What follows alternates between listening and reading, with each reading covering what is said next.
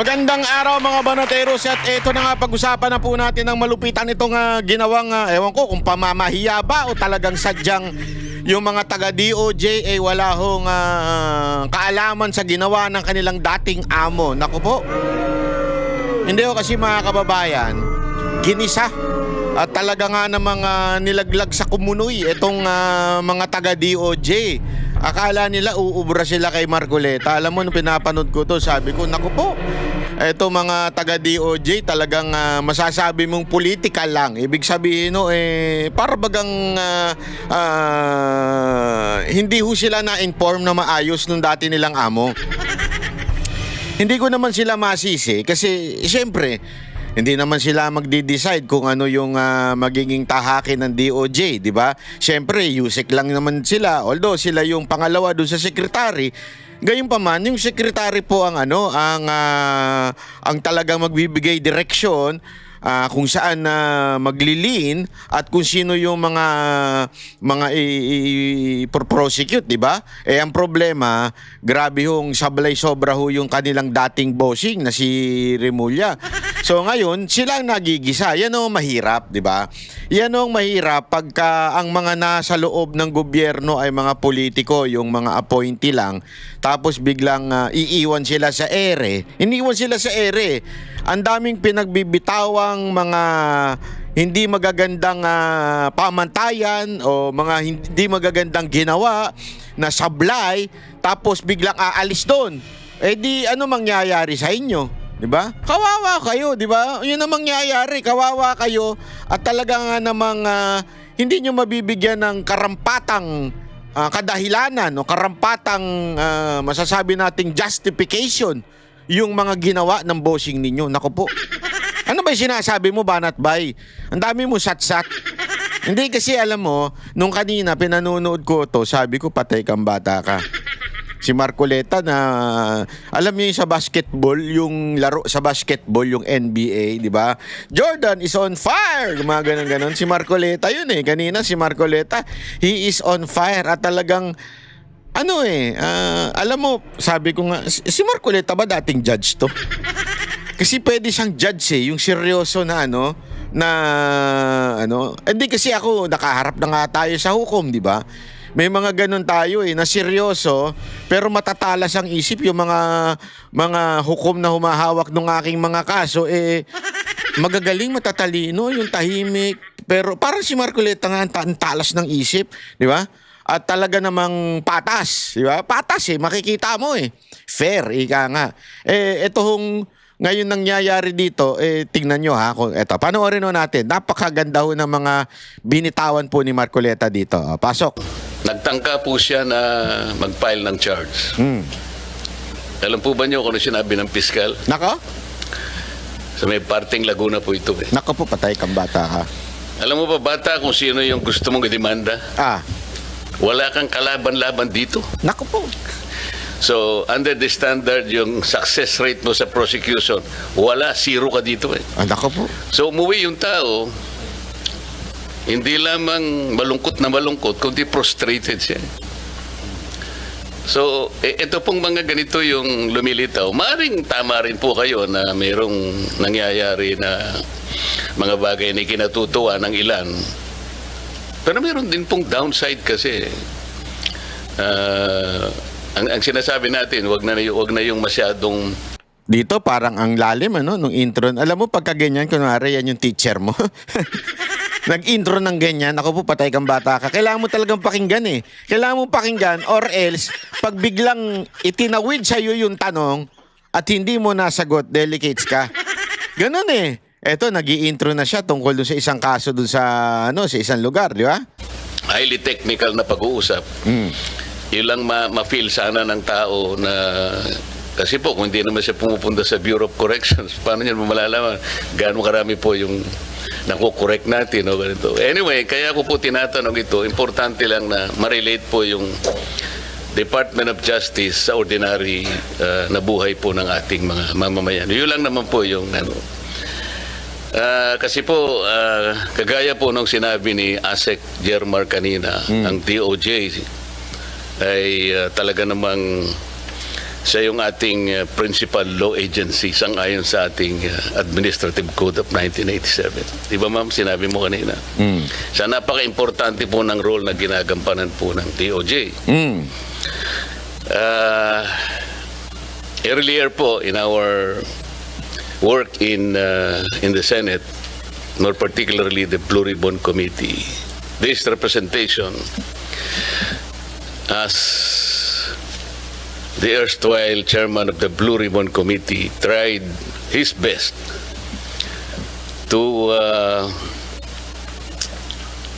get to the bottom of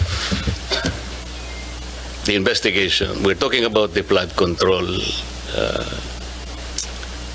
anomalous projects. Ang sabi pa nga namin noon, sisisirin po namin yung baha na yan para makita natin ang mastermind. Napakahirap po ng objective na sinet ng inyong lingkod kasi ayoko naman ng na-pinpoint lang natin. Sabi ko nga, puro sap-sap lang o maliliit na isda. Dapat yung matarget natin, yung pinakamalaking isda. Kasi siya yung nanggulo ng sistema kung bakit nangyari sa atin ito. And so, I maximize the potential. Naisip po yung Witness Protection Program. Nako, ayan na, patay ka. Ayan na. Dahil sa hirap po ng pagpipinpoint ng utak talaga niyan, mangangailangan ka. So I floated the idea doon sa 15 contractors initially invited in the hearing. Ang sabi ko sa kanila, well, ano po ito, napakahirap po ng inyong kinasasadlakan ngayon sa investigasyon ito. Unang-una, yung offense po na ating pinag-uusapan is a major offense. Plunder nga po ang mangyayari rito. At least marami pang iba. So, kung gusto po ninyo na tulungan ng Estado, meron po tayong remedyo rito because this is legislative investigation. And under the Witness Protection Program, Section 4, sinasabi niya, kung gusto po ninyong tulungan ng Estado, mahirap po ang gagawin nyo, ngunit may nakalaan pong protection and benefit provided by law. So, nung pinload ko po yung idea na yon, dalawa po yung lumabas, yung mag-asawang Diskaya.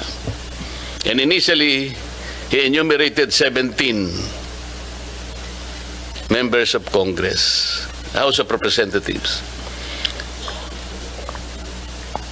Ang nangyari po, kasi hiningi naman nila yung Witness Protection Program, so nung panahon ko po, I recommended that they be processed under the Witness Protection Program. So sumulat po ako sa Senate President, yun naman po yung dapat nagawin. Sa kamalasan naman po, yung araw din na yun, nagkaroon ng coup. Coup. Alam mo yung coup? Hindi niya alam kung ano ibig sabihin ng coup. Ay, sus. Kupal. Oh, nagkaroon ng kupal. Napalitan tuloy si Chis Escudero. Nakikita ninyo yung timing kasi nagsalita si Diskaya na si Zaldico at saka si Romualdez ang pinatutunguhan ng pera. Agad-agad pinalitan na si Chis Escudero. O may kupal, di ba? Yun ang totoo. Gago! Yun ang totoo, may kupal. May kupal ho dito sa pangyayari na ito kasi pinalitan ho kagad si Chis Escudero noon, di ba? Tapos pati ngayon, nadali. Actually, ang talagang target doon si Marcoleta. Pero ano na lang nadali siyempre para matanggal sa Blue Ribbon Chair to si Marcoleta, kailangan tanggalin yung nagbigay sa kanya, yung nag-appoint, which is alam naman natin, si Chis Escudero sa Senate President. O, ayan, natanggal tuloy. Pero anong direksyon na nila nun? Ano yung pinaka-direksyon na? Naturo na yung mastermind. Ngayon, humihingi na ng Witness Protection Program si Marcoleta sa DOJ. Para maibigay at masabi na sino ba talaga lahat? May kaalaman ka ba? Sino ba talaga ang mastermind? Ano yung kaalaman mo pa? Siyempre, para ikaw magsasalita ka. Napakahirap magsalita ng ganyan. Mantakin mo, babanggain mo yun. Napakabigat. Literally, physically. And siyempre, sa lahat ng bagay, sa lahat ng aspekto, makapangyarihan yung nakaupo na yan di ba? So, kailangan mo talaga ng proteksyon. Biglang, eto ang sumunod na pangyayari. So napalitan po ang Senate President, yung naging Senate President, ayaw niya na po. Ayaw niyang ituloy. At dahil nga po, merong sinabi yung former Secretary of Justice, we cannot process them until and unless they return yung kanilang mga ninakaw, blah, blah, blah. So the new Senate President, pinangatawanan niya yun. Oo nga naman, sabi niya, the Secretary of Justice, sabi niya, that's a good policy. Kailangan mag-restitute muna sila before they can covered by the WPP. Paano po? How can we begin to even pretend that we know what to do and to help the state prosecute? Kung sasabihin na kahit nawala po sa batas, ipipilit halimbawa ng inyong dating secretary na kailangan mag-restitute muna. I told him it is not a requirement under the law. But he insisted in saying, well, yeah, it's not in the law, but we can always agree on something like a good policy for the state. Do you agree with him? Yan na. Yan ang mga question na delicates ka dyan, Brad. Ha? Do you agree with it? Yun, patay tayo dyan, malupit yan. Do you agree with it? Agree ka ba doon na kailangan ng restitution? Kasi, di ba, yun ang sinasabi niya nung amo nila, kailangan na restitution. So, ipit ka dyan. Pag sumagot ka ng yes, kailangan, yari ka kay Marcoleta. Pag sinabi mo namang no, hindi na kailangan, yari ka sa bossing mo dati. Baka tawagan ka na makatanggap ka ng tawag mula sa Malacanang. Ba't mo nilalaglag tong bata namin? Yari ka dyan. So, patay ka. Mamimili ka ngayon, bayan o personal? I agree with the position of Secretary Boying Rimulya, now the Ombudsman. Basically, it being one of the conditions. When we look at this, Your Honor, we're looking on the ultimate objective, paano yung Estado mananalo at mapapanagot itong mga to. Wala pa pong tapos sa pagpoproseso ng mga nakasalang na nag-a-apply po ng Witness Protection Program. Kasi kaakibat po sa pag-aaral na to, kasama rin po yung under the Witness Protection Program, kasama rin po sa pag-aaral ng atin pong prosecution team na yung paano kung pwede ba under Rule 119 naman pagpasok po. Marami pong iba't ibang binabalangkas at pinag-aaralan, Your Honor. At itong mga bagay na to, pwede pa pong makapagdagdag. Ipapasa ko ho kay Chief Dong at ito po ay aming masusing pinag-aralan at ilalahad niyo po yung iba pa pong mga prosesong tinitimbang. Wala pa pong... Sabay pasa Ang haba. Alam mo, tandaan nyo ito mga kababaihan. Pag tinanong nyo yung mga jowa ninyo at ang haba na sagot, ibig sabihin, nagpapalusot na lang. Ang haba na sagot niya, tapos bigla niya ipapasa sa kasamahan niya. Patay tayo dyan. Wala pa pong sarado, Senator. Lahat po ay tinitimbang pa. If with the permission of the Senator. Hindi, ang ibig kong sabihin, Opo. kung ipipilit na merong restitution kahit wala sa batas, so how can you process the application, for example, of the applicant? Kasi, kapag tinignan mo yung, I think the applicable section is section 10. Basahin mo yun, wala namang restitution. So, kung ipipilit natin that somebody should first restitute, doon pa lamang sa title ng batas, Secretary, it is all for the benefit, interest, and protection of the witness. To burden him or her with additional requirement which is not in the law. Hindi ko ba intindihan? How can you agree with that? Your Honor, ang tinitingnan po dito ay yung pangkalahatan. No, I'm talking about the WPP. Si Kuya magpapalusot pa eh. Ang tinitingnan natin dito yung pangkalahatang benepisyo. Parang pangkalahatang yari siya kay Marcoleta. Anong pangkalahatan? Tinatanong kita, ito tanong. Sagutin mo to. Anong pangkalahatan? Papalusot pa kasi si Kuya eh. Yari ka dyan talaga kay Marcoleta. Huwag ka na magpalusot. Opo. At what pangkalahatan ang sinasabi ninyo? Ang kailangan po kasi sa dulo nito, manalo po yung Estado laban po. Kaya nga, but before you do that, Opo. you have to proceed with the process. Yes, opo. So, paano siya mapaprocess? Kung ipipilit po na mag-restitute muna, for example, ano i-restitute niya? How much? Sino magkukompute? How can it be done? Sino ang magsasabi na ganito ang dapat niyang i-restitute? Meron na bang Meron na bang pronouncement? We are in the process of asking their help to identify yung mastermind. Opo. It cannot be done easily. Kaya nga natin ginamit ang batas na to help the state. Ngayon, kung kayo po pala ay mag-prescribe ng isa pang requirement which is not in the law, I cannot believe this. Ito yung dilemma namin eh. Kaya nung pinipilit niya, and ako po nagtataka kung bakit kayo rin nag-agree kayo. So ano po talaga kayo po yung ang DOJ is the principal law agency. If the principal law agency of this government will not even understand the basic requirements of the law para lamang magkaroon ng nag-a-apply pa lang yung tao po eh. Imagine, hindi man natin masasabi kung ultimately magko-qualify siya. Or even if he qualifies as a state witness, kung hindi niya naman nagagampanan ang tungkulin niya under the program, pwede mo rin siyang alisin eh.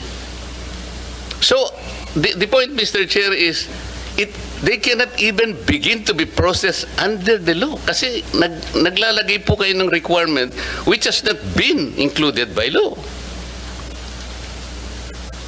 Sino yung mag-explain ulit? Sabi? Ayan na. May I be educated? Ano yan? Kola friend ha? Yes, Mr. Chairman. I just wanted to make an attempt to reconcile.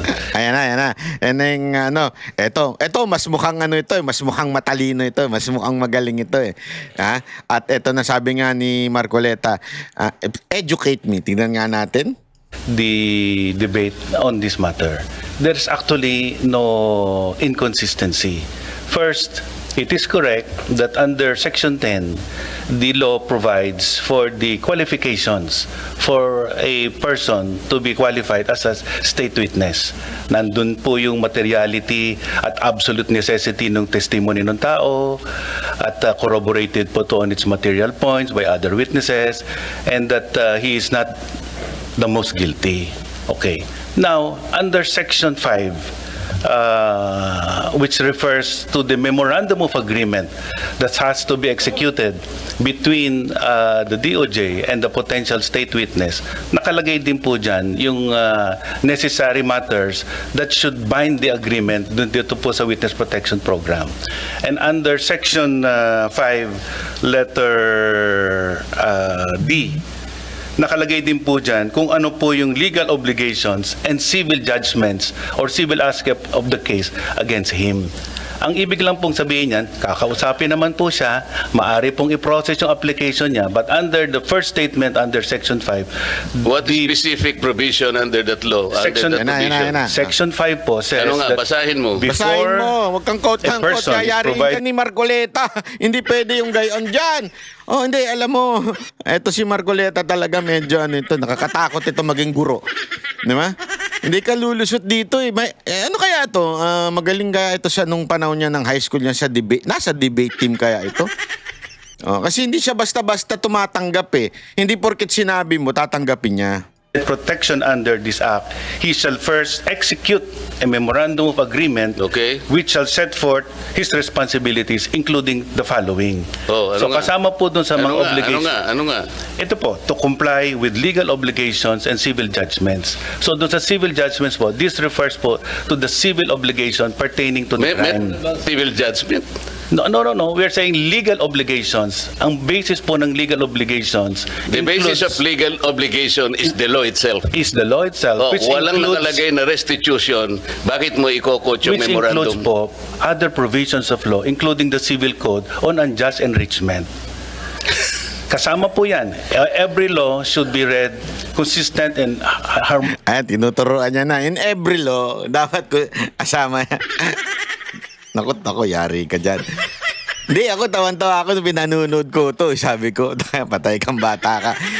Hindi pwede yung ganyan eh. Yung kay Marcoleta, yung tuturuan mo siya, tapos mas kabisado naman niya. Naku po, mahirap. Paano mo nga with other i-apply provisions of yun, the even law. the civil code? How can you apply? Paano, ano yung i-restitute niya? Alam mo, magkakatalo lang tayo rito eh. Yan na. No, The DOJ let me is in a position to even calculate how much the applicant should restitute before he can be processed under the application. I'm making a distinction po between process and enjoying the benefits under this act. So, ipoprocess na po yan dahil matagal po naman ang paraan para malaman at matuntun ang lahat ng civil wala obligation. pa nga pong statement whether or not meron nga sila.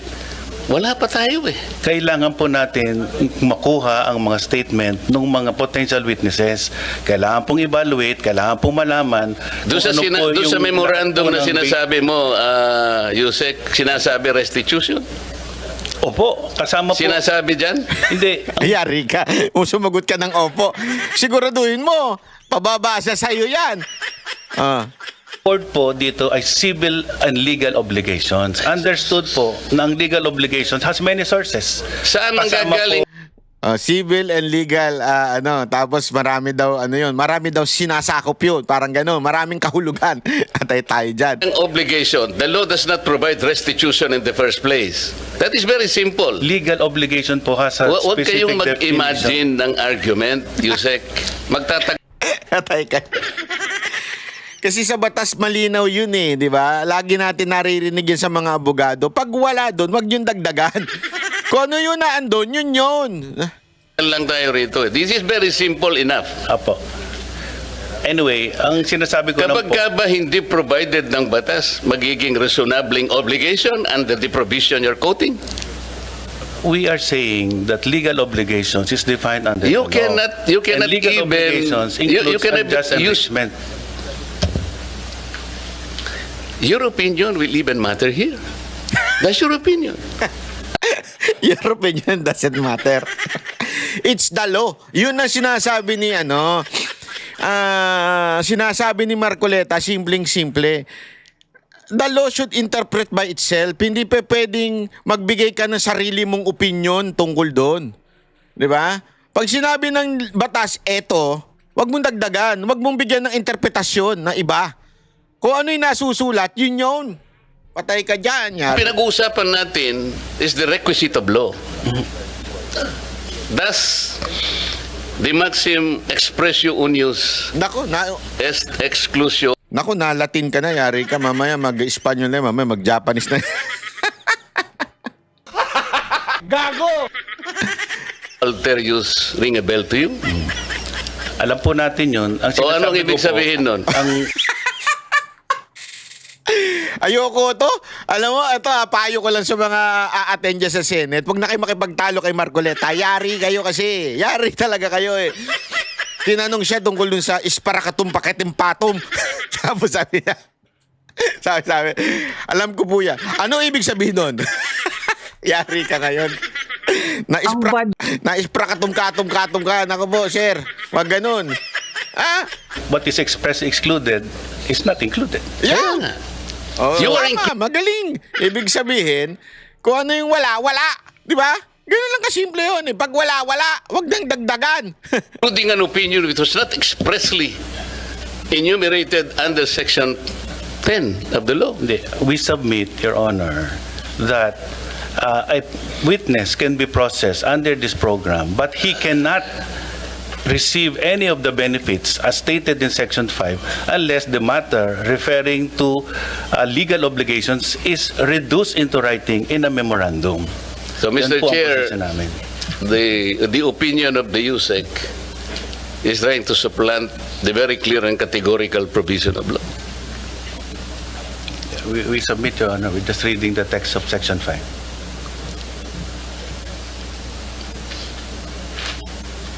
Your Honor, may I also add, we are trying to get to the bottom of the You investigation. are adding an opinion and you are supplanting the basic provision of law.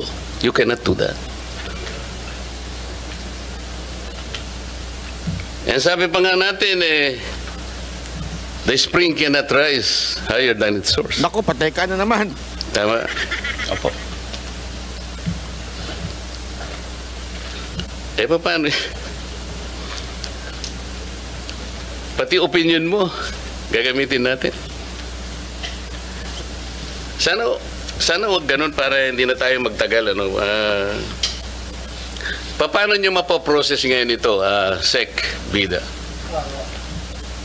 Kung ipipilit nyo halimbawa, tingnan nyo hanggang ngayon, what is the status of the application, for example, of the Discayas? I am not defending them. Kaya ko lang po pinipilit ito because kagaya ng sinabi ko, gusto nating ma-identify yung mastermind. Opo. Kung ayaw ninyong i-identify yung mastermind, that's a different matter altogether. So, kahit na wag nyo na siyang i-process, okay lang. Pero kung gusto nyo malilit na isda lang, kaya ayaw niyang i-process, nasa sa inyo yon. Nasa sa inyo yun. Kasi dito sa inyong presentation,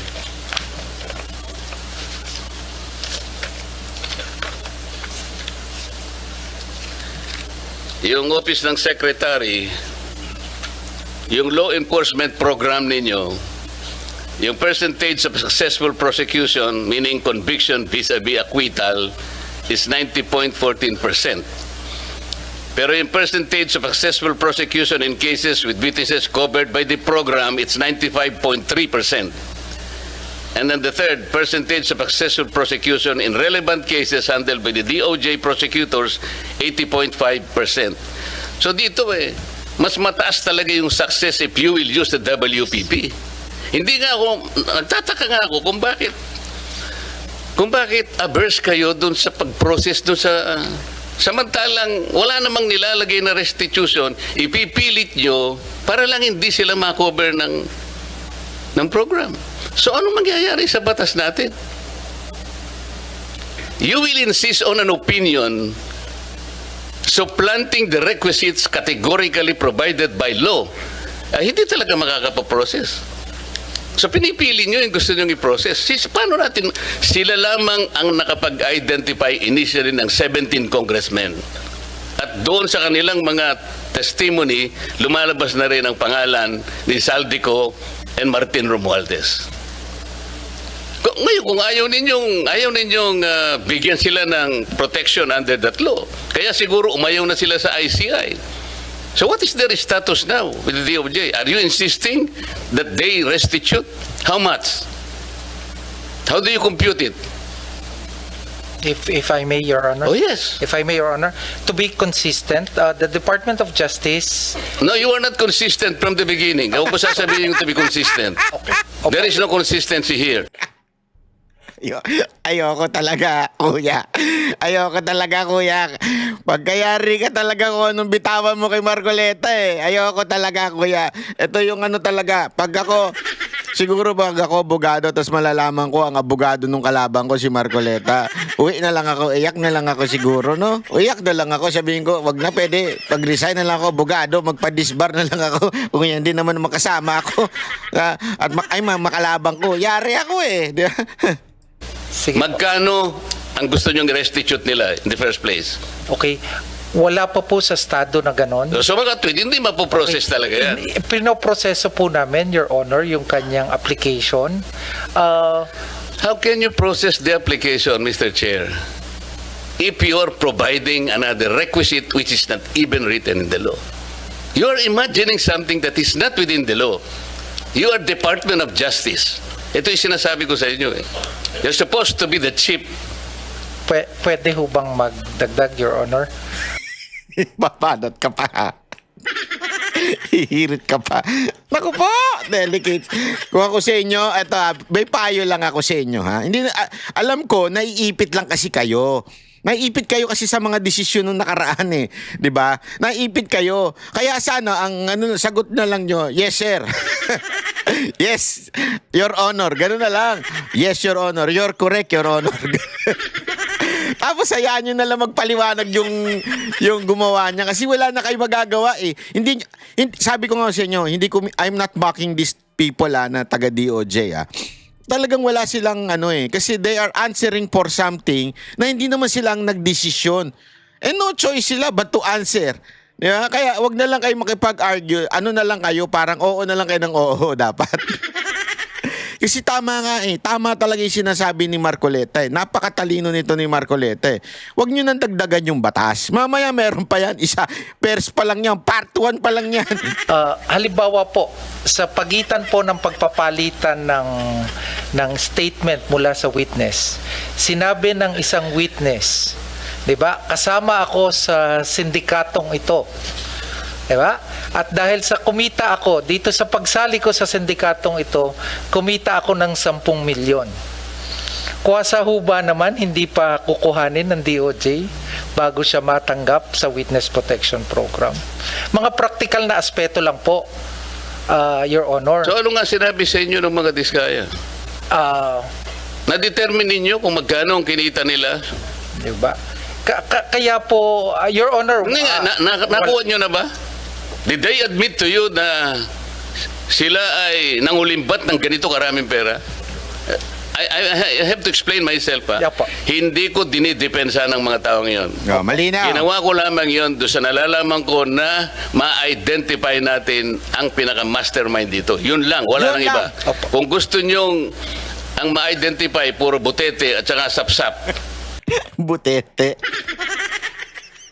Sino mga butete? Yung mga congressman at saka yung taga DPWH at saka yung contractor. Tama nga naman Malinaw yan Sinasabi ni Marcoleta, hindi yung sinasabi protektahan natin si Diskaya. Hindi. Protektahan natin ngayon, gawin nating state witness not because gusto natin iligtas si Diskaya. Kung hindi para ilaglag niya pa kung sino pa yung kilala niya na nabibigyan. Alamin natin, bakit ba nung umabot na kay Romualdez biglang napraning na kayo nag-panic mode? Bakit? Pupunta na kay Marcos. Nag-panic mode na kayo Nung hindi ho ito mga to yung DOJ noon, yung mga si Remulla. Nag-panic mode na bigla nung patungo na doon 'Di ba? Yun yung sinasabi. Bakit? Tas ginawa na siya ng kung ano-anong dahilan na wala naman sa batas. Ginawa na nila ng dahilan na hindi makapagsalita ang Diskaya na wala naman sa batas. Bahala na kayo sa buhay nyo. Gusto rin po namin, Your Honor. Gusto nyo pala Opo. Why are you putting a requirement that is not within the law? Tsaka na natin sila pag na-prosecute na natin yung mandarambong, na-prosecute na natin yung mastermind. Bakit? Makakalampas pa sila sa civil liability? Of course, the court will, in proper time, adjudicate kung anong dapat nilang isoli sa gobyerno. That is the only time when restitution can be done. Kasi mayroong court order Pero sa ngayon, will you abuse your discretion na kaya niyong gawin ito kahit na wala sa batas? How can the Department of Justice do that? You're supposed to be the embodiment of justice. Yes. Mr.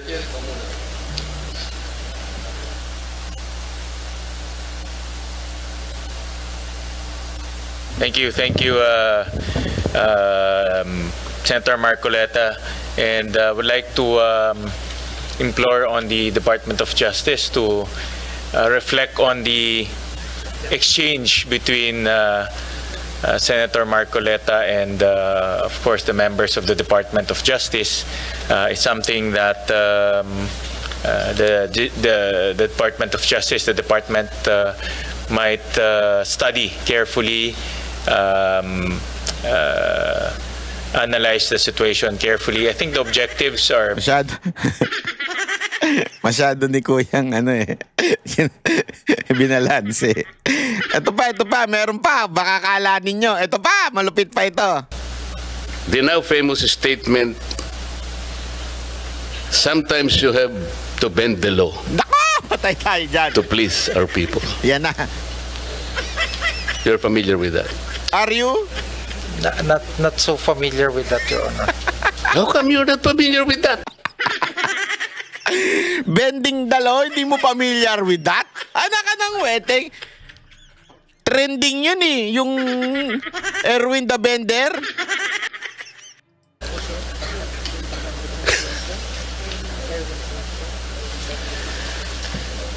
May I refresh your memory? Yes, thank you, Your Honor. We were talking about, this issue of restitution and blah, blah, blah. Hanggang dumating yung isang point where one of us made a suggestion. Sometimes we have to bend the law Yan na. in order to please the people. And he asked the former Secretary of Justice for affirmation. Am I correct, Mr. Secretary? And the Secretary said, yes, sir. You agree with the affirmation of the Secretary of Justice? I do not agree. Thank you. I do not agree because basically in implementing the law, there are positions you can take, but bending the law is not one of them, Your Honor. Buti na lang Yo! din yun ang sinagot mo. Kasi Tinatrap ni Marcoleta eh. Sabi niya, buti na lang yan ang sinagot mo. Kung hindi, yari ka na naman sa akin. Durog ka na naman. Taloy. sa ibang mga interview, sinasabi niya, bending the law is okay, basta wag lang breaking the law. How can you accept that kind of statement? You cannot bend the law. No one is above the law, sabi pa nga natin. And the overarching principle in the promulgation of our Constitution is upholding the rule of law. No one should bend the law. Naka. Not even in imagination. Mahirap po yun eh. Kasi kung sinabi mong you agree, ang dami po kasi nagte-text sa akin, Yusek Andres. Ganyan palang ginagawa sa mga taxes na binabayad namin. Mga buwis namin eh. Hirap na hirap kami, mga halos dugo, pawis. Minsan may kahalo pang sipon eh. Nakapagbayad lang kami ng tamang buwis sa ating pamahalaan bilang mga patriotic na citizens. Pwede mo ba, sir? Sabi nila sa akin. Ilaban mo naman kami, yung 2026, wag na muna kami magbayad ng tax. Because somebody said, sometimes we can bend the law to please the people. I mean, Yun na nga eh. No, tama yun eh. If we can bend the law, huwag tayo magbayad ng tax. Di ba? Pero wag. Wag ganun. Sabi nga ni Marcoleta, wag ganun. be able to please them, Secretary. Kasi yun ang text nila. Can I say yes to them? Can I? You cannot, Your Honor. Thank you. Ito pong Secretary, yung pagkaka-transport ng dating Pangulo ng Republika Nako, patay tayo dyan.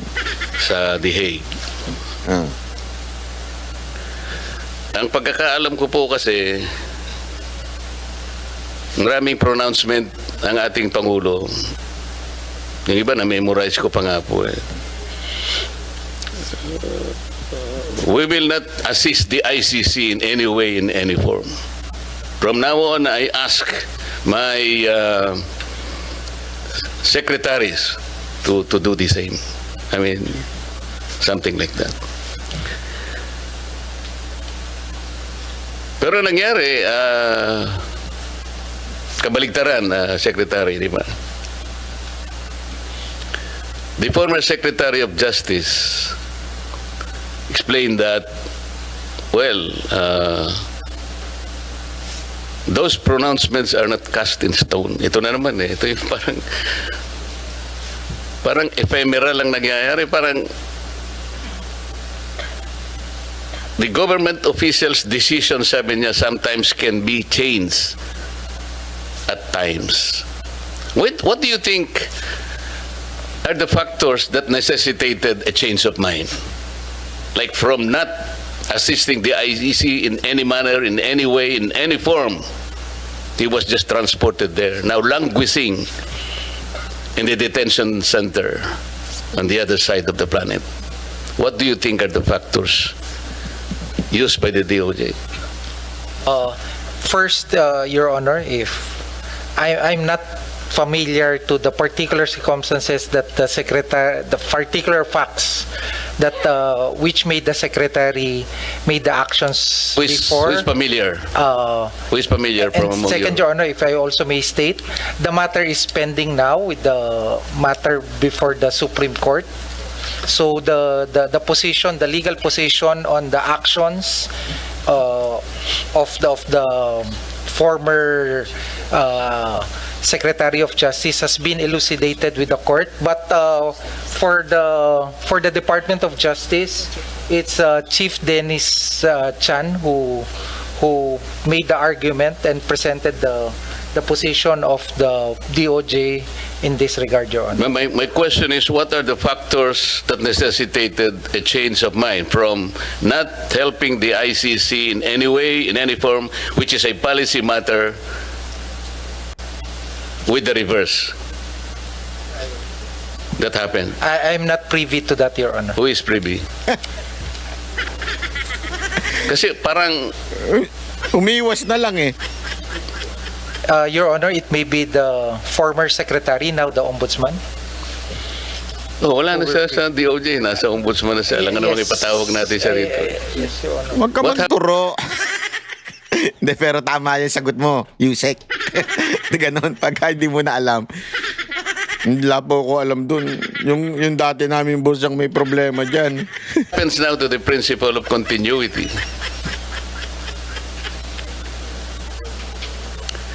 Well, people might say and suspect that, even policy matters can be changed by mere whims or caprices, which are not probably based on sound legal basis. You are familiar with Republic Act 9851. Naku, patay kang bata ka. This is our Philippine Act on crimes against international humanitarian law, genocide, and other crimes against humanity. Not so familiar with that. 98. Yan, Your ganyan. Honor. Ganyan ang sagot. Huwag ka magmamagaling. Siguradong paparecite sa'yo yan. Kasi, Secretary, under that law, ang jurisdiction po ng mga tao na nagkasala under this law, under Section 17 of that law, the state shall exercise jurisdiction over persons, whether military or civilian, suspected or accused of a crime defined and penalized under the Act, regardless of where the crime is committed, provided any of the following conditions is met. The accused is a Filipino citizen. The accused, regardless of citizenship or residence, is present in the Philippines, or the accused has committed the said crime against a Filipino citizen. So if these are the assumptions in the law, ang Pilipinas ay may jurisdiction. And under Section 18, the Philippine courts, prosecution, and investigators, the regional trial courts of the Philippines, shall have original and exclusive jurisdiction over the crimes punishable under this Act. Ngayon po, if we consider the applicability of this law, bakit po na-transport yung dating Pangulo natin at hindi natin nilitis sa sarili po nating jurisdiction? If with permission of the Honorable, may I refer to the Chief Dennis Chan?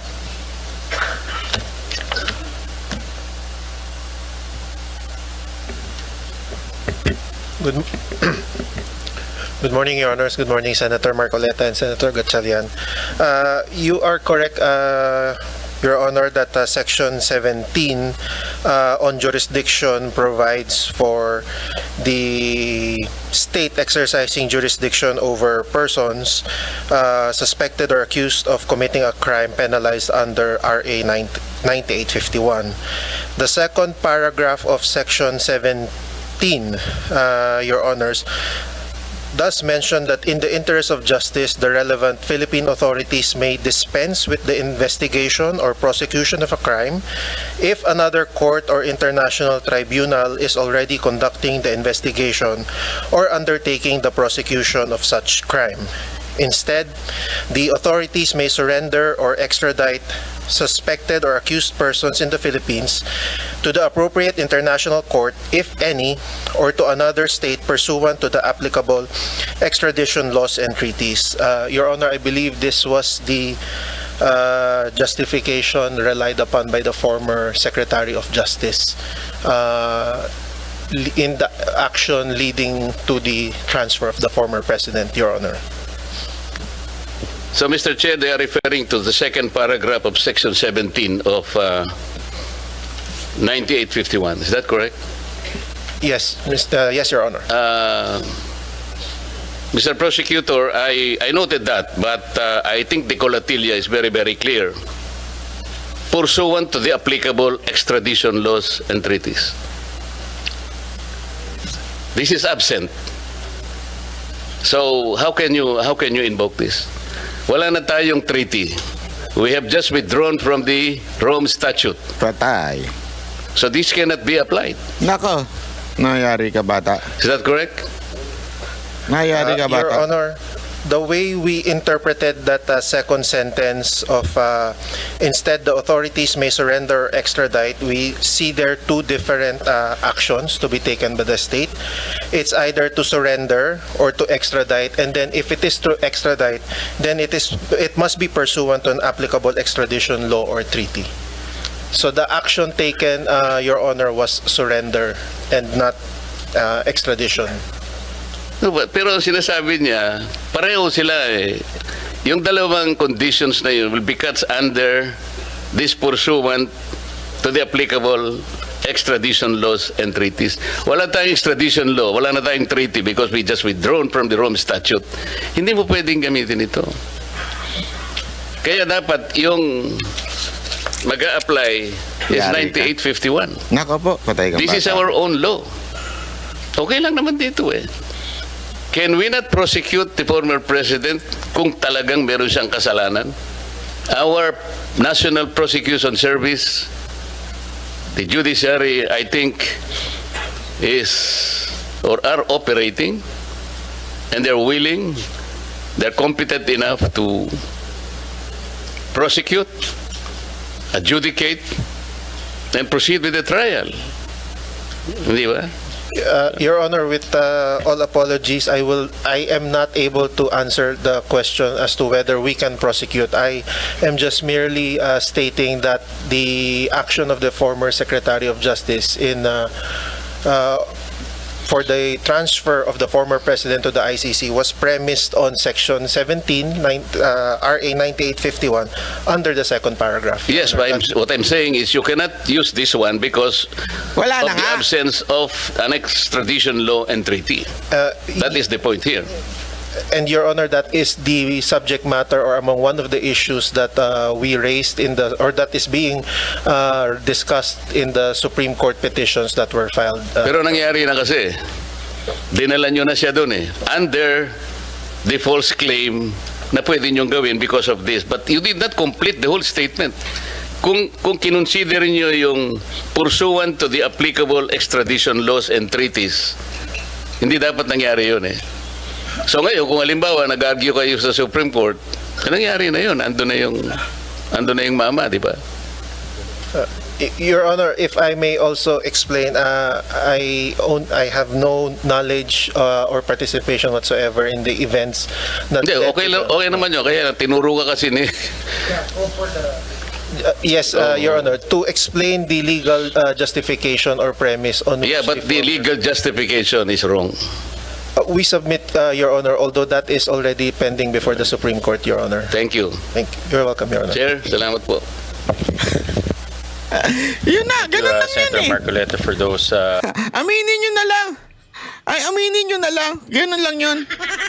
Oh, wag yun na kasi kayong wag na kayo magpalusot. Mahihirapan talaga kayo kay Marcoleta pag magpapalusot kayo, Brad eh. Mayayari kayo dyan eh. Kasi again, ulitin natin hindi natin sinisisi itong mga to kasi wala naman utang kinaugnayan sila kasi desisyon naman ni Marcos yun tsaka ni Remulla eh. Ito mga to nagtatrabaho lang. Kawawa nga sila eh. Di ba? Kawawa nga sila mga kababayan eh. Kasi sila ngayon nang nayayari, di ba? Na nagaganyan ngayon. Dahil nga, kasi patay tayo dyan. Yung mga, yung mga bossing nyo dati, medyo sablay talaga. Kawawa naman. Anyway, we understand. That's life, di ba? Ganyan, iniwan kayo sa ere. Di kawawa kayo. Ayun yun eh, kawawa kayo. Basta ngayon, tingnan man natin ito kasi may merong sinabi si Bongo bumanat kay Trillanes dahil ito si Trillanes, dinimanda na naman to si paulit-ulit na ito pangalawa. Ulit na lang to, ni-revive na lang niya ito Nag-iingay na naman tong Trillanes na ito kasi malapit na ang 2028. Alam mo naman, laging talo sa kampanya yan Talo lagi yan sa eleksyon ito. Duterte, kaya hindi niya pwedeng ipagkaila na hindi na-impluensyahan ito. Tapos, nung senador Duterte na naman, Bongo, ganun din. Duterte Kahit na na senador naman. siya pa rin ang nag-a-act as the alter ego of Duterte's. Duterte na Talagang siya pa rin yung naman. special assistant. Kaya ito ay maliwanag na violation sa ating batas. Duterte At na naman. kaya natin siya nakasuhan. Yun po. Sir, ano po yung ebidensya natin para Ang ebidensya po dito ay mga kontrata mismo galing sa DPWH. Ito po ay nakuha ko nung ako po ay senador pa. Tapos dinagdagan namin nung iba pang mga dokumento nung natapos na ako sa pagkasenador. Bawal po ito, 'di ba? Hindi mo pwedeng bigyan ng kontrata yung tatay at kapatid mo. Ang nakalagay sa ating batas, up to 4th degree of consanguinity and affinity. Pero ito, first degree ito. Tatay ito at kapatid. At hindi niya pwedeng sabihin na hindi niya mapipiling kamag-anak niya. Kasi hindi ito basta-basta kamag-anak. Kapatid at tatay ito. Tapos, halos 200 contracts ito. Sa City Hall ng Davao hanggang sa nung sila ay presidente na. O yun. So bukod pa ron, itong CLTG at saka Alfrego Builders na construction companies nung tatay at kapatid ni Bongo, undercapitalized ito, hindi sila pwedeng magkaroon ng mga proyekto ng mga daang-daang milyon. So ang ginawa nila, nagsisircumvent sila ng ating batas by having joint ventures with yung may mga AAA licenses. Okay? So bukod nga doon sa undercapitalized, sila rin ay may B license lang nung mga panahon na yon. At Alam mo, ito kasi yan. Ito kasi si Trillanes, para kasing ito Ang gusto niya, wala pa sa public service si Senator Bongo. Nagninegosyo na yung pamilya. At matino naman yung pamilya, maraming construction na ginagawa. Kaya nga nakilala una yung tatay, di ba, ni Pangulong Duterte. Ngayon, itong anak, nagtrabaho kay Pangulong Duterte. Ang gusto niya, itigil. Nagtatrabaho naman na maayos yung pamilya. Bakit mo naman ititigil yun dahil lang yung isa mong anak ay napasok na sa opisina ni Duterte, ni Pangulong Duterte bilang SAP noon, bilang assistant din nung panahon na mayor siya. 'Di ba? Sana kung merong dinefine ba ni Trillanes na merong discrepancy sa papel, may discrepancy ba, meron bang ghost project, meron bang hindi nagawa? Wala naman. As a matter of fact, maayos nga, kaya nga nag-joint venture, ibig sabihin po nun, kasi yung iba ang problema, di ba, yung magkano lang yung puhunan ng kumpanya, halimbawa, 10 milyon lang, tapos nakatanggap ng sobrang laking billion-billion na proyekto sa gobyerno. Sana kung yung ganun sabi nga the devil is in the details.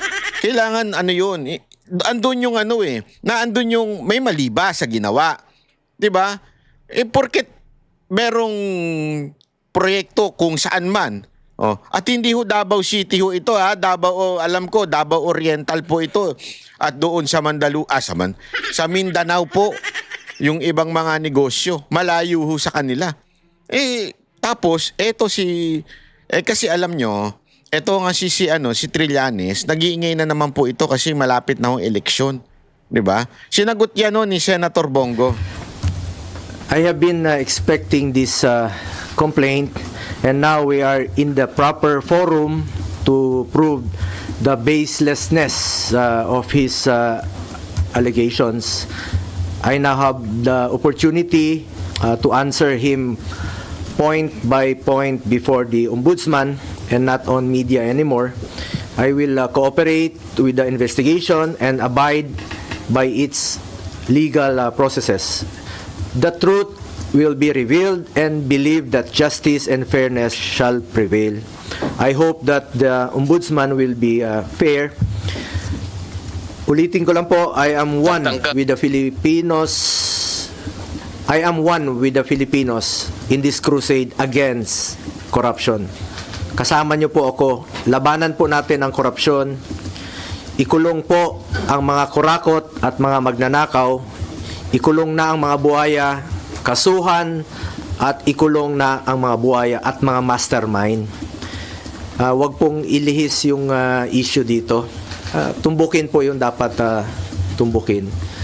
Napapansin ko parang naiba na po ang narrative. Parang meron ng script, no?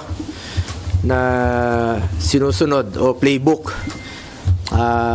As a Filipino, I am urging the ICI, the Ombudsman, and the DPWH to seek the truth. Tumbukin lang po yung katotohanan. Maniwala kayo o sa hindi, pag nagkamali kayo dyan, mas gugulo po ang bayan. Magulo na po ngayon, mas gugulo po ang bayan. Magagalit po ang tao niyan, magulo talaga ito. Pakiusap ko lang po muli, tumbukin lang po yung katotohanan. Seek the truth, not the script, if there's any. Ito ay isa po itong diversionary tactic para ilihis ang atensyon ng taong bayan sa tunay na mga issue. Klaro naman Kahapon nga lang nabanggit ni former Governor Chavit Singson, another diversionary tactic. Ang talamak po ngayon na korupsyon, talamak ang korupsyon ngayon sa kasalukuyang gobyerno. At ang dapat talagang panagutin, ang totoong issue. Yeah. Ano bang totoong issue ngayon? Diba ang flood control scandal?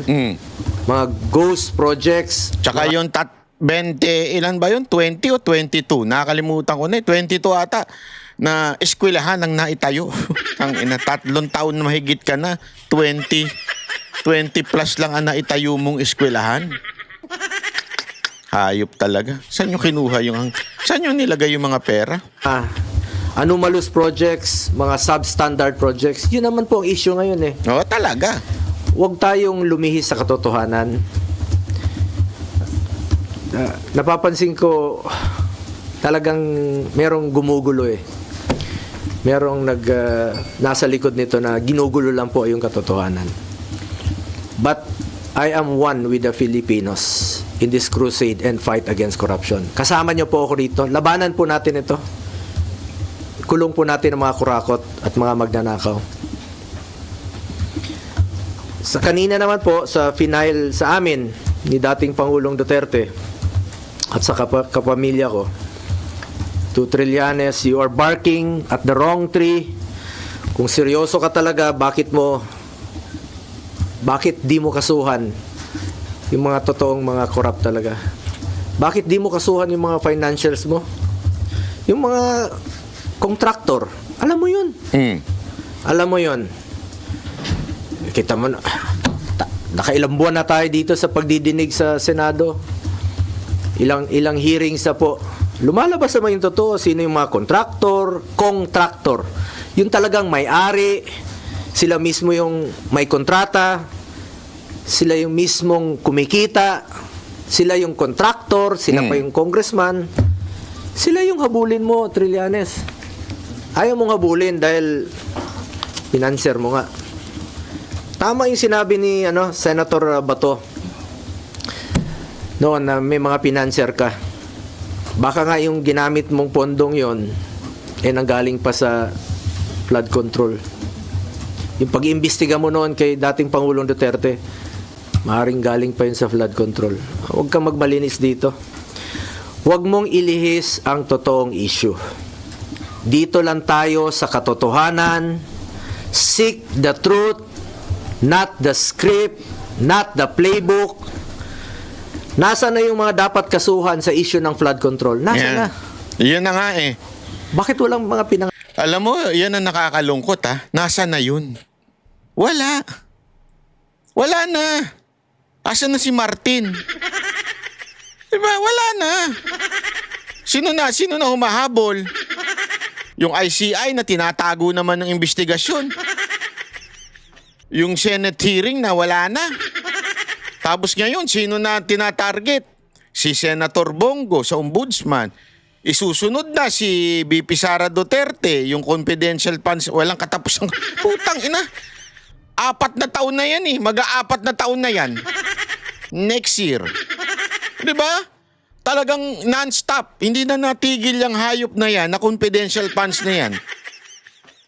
Babalik na naman tayo, paikot-ikot na lang. Tapos sino? Si Bato sa ICC. Anak ka ng wewe, paulit-ulit na lang talaga.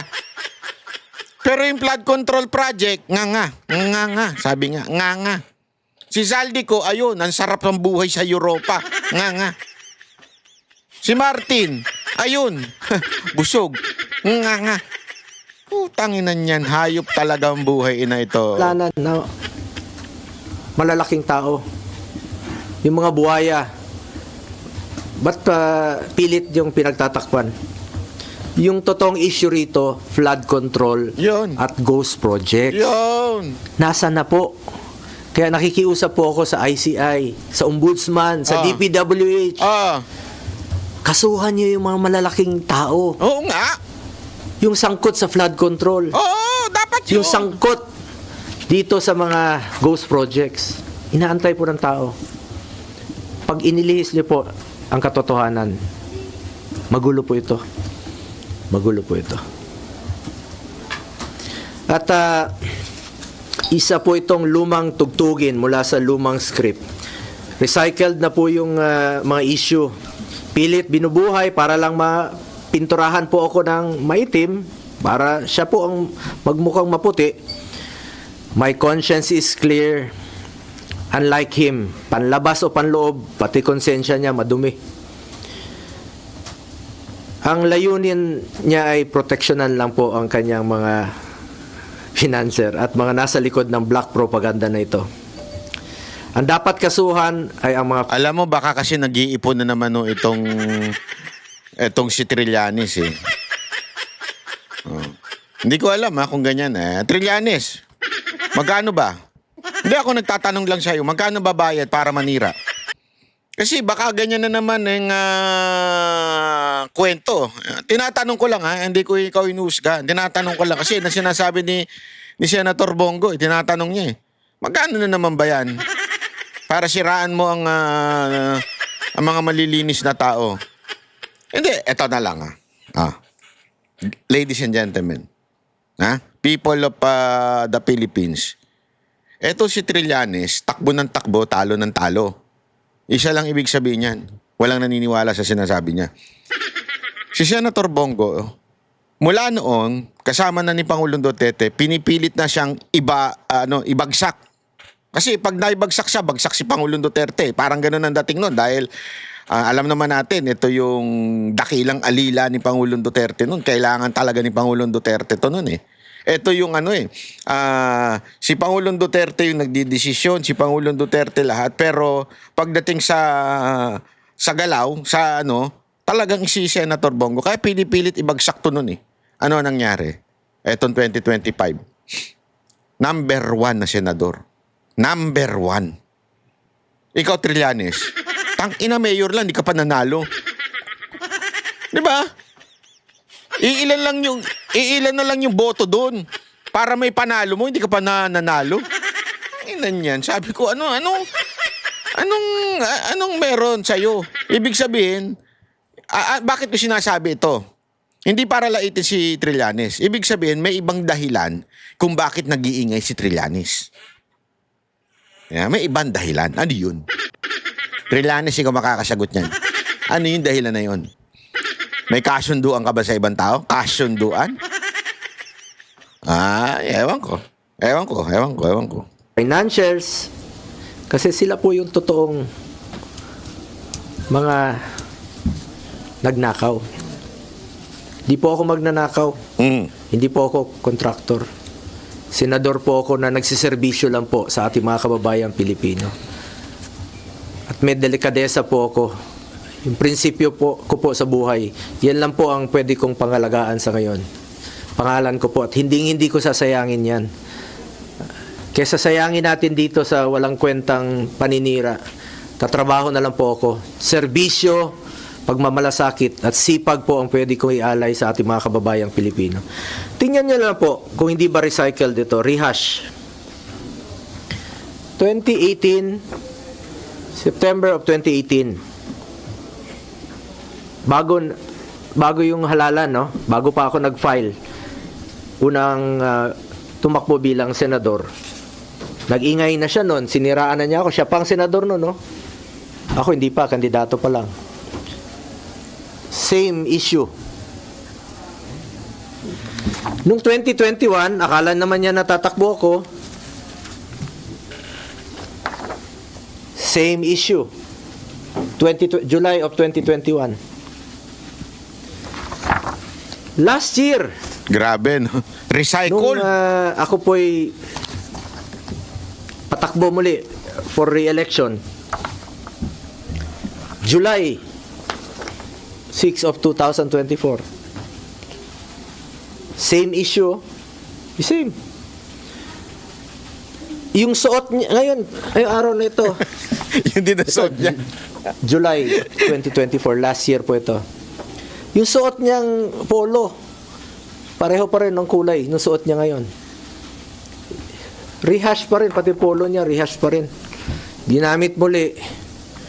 Yun pa rin ang ginamit niyang paninira sa akin. Para siya ang pumuti. Nagpolo na nga siya ng puti para pumuti kunwari. Pero yung kanyang hangarin ay napaka dumi. Alam nyo, nung ako po ay nag-obserba ng delikadesa sa buhay ko, baka pamilya niya po hindi. Nabalitaan tayo noon, mismo yung tatay niya naging dealer po sa GHQ ng Nako po, RTC. dealer. Na-dealer ng ano yan. At nabalitaan nga natin no, na kakasino rin. At may mga ghost rin na yun lang, nabalitaan ko noon. So, sana naman tingnan mo ng mabuti kung sino yung walang delikadesa sa atin. Bakit na nililihis ni Trillanes sa mga 2017 projects? Umabot na siya ng 2007. Sino bang mag-aakalang maging presidente si Pangulong Duterte? 2007, gawin mong issue. Kung negosyante yung pamilya ko noon, mapigilan ko ba silang magnegosyo? Wala pa ako sa mundong ito. 70s pa lang may negosyo na po pamilya ko. Lahat tayo may kamag-anak na negosyante. 1993, may negosyo sila. Wala pa po ako kay Mayor Rodrigo Duterte noon, may negosyo na sila. Pero noong 1998, at isa po sa aking naging kondisyon, nung nagtrabaho po ako kay Mayor Duterte, sabi ko, pag pumasok po ng City Hall, yung kamag-anak ko, I will resign. Ayaw ko po magnegosyo sila sa City Hall dahil I observe delikadesa at ayaw ko po ng conflict of interest. Nung naging presidente siya, 2016, dala-dala ko po ito. Hindi po sila nakakapasok ng Malacanang. Hindi po ako pumapayag. Nakialam ba ako sa negosyo nila? Hindi. Nakinabang ba ako? Hindi. At binigyan ko ba sila ng pabor for government contracts? Hindi po. Because I observe delikadesa at hindi po sila nakakalapit sa akin, hindi ko naman po mapili ang kamag-anak ko. Lahat dinadamay na nga ngayon. Baka sa susunod, lolo ko na idamay nila. De, feeling ko, Senator Bongo, pati yung aso mo, dadamay. Magagalit siya. Alam mo naman si Trillanes eh. Itsura niya parang ganun eh. Galit sa aso yun. Oh, anyway, mga kababayan, ayan po ang video na kung saan kita naman. Kasi, panis na ho itong issue na to? Panis na ho ito? Wala na ho ito, hindi ko maintindihan. Bakit ba kinakarga ng media eh? Oh, panis na to eh. Halatang diversion to eh. Balik natin kay Martin. Hoy! Tsaka kay Marcos. Putang ina yung mga media. Ito na naman na kayo eh. Dinadivert nyo na naman eh. Halatang halata naman kayo eh. Balik tayo doon. Balik tayo kay Martin tsaka kay Marcos. Wag dyan. Kayo naman eh. Ganyan na ginawa nyo kay Chis Escudero eh. Nung binanggit ni Chis Escudero, si Martin at saka doon si Zaldico. Hala, kuro kaso na. Kay Magalong, ganun din. Hala, kay Chavit Singson, ganun din. Ito naman kay Bongo, ganun din. Basta talaga sinabing si Martin Romualdez, yari ka talaga eh. Kasi nga, yun yung last defense eh, papunta kay Marcos eh. Halatang halata. Sus. Tanga na lang hindi magsasabi ng ganyan. So kaya mga kababayan ha, bukas uli, video tayo ha, manood po kayo. Maraming salamat. Ako po si Banat Bay. Yan ang Banateros, boses ng ordinaryo Pilipino. Banateros ay walang makakaawan.